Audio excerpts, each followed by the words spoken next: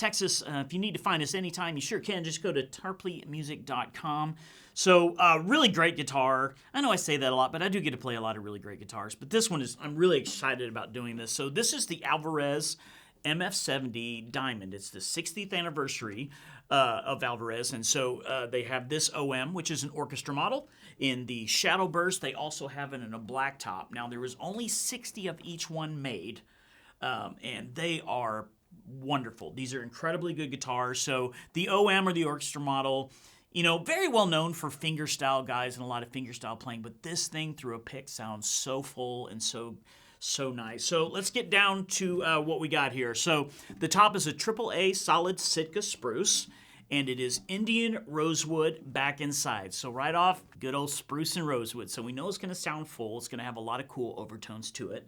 And this has the Alvarez FS6 bracing. The FS is forward shifted. Okay, so it's still like the X bracing that you think of, but it is forward shifted a little bit like this, so there can be some more movement down here to get a lot of that fullness sound out of it. It is African mahogany neck, rosewood fretboard, rosewood bridge. It is bone nut and bone saddle, and the bridge pins are also ebony here. And so this gorgeous binding they have here, some really nice purfling going on. And not to mention the rosette here. So everything is it's just not overdone, but I think it's incredibly elegant and very classy.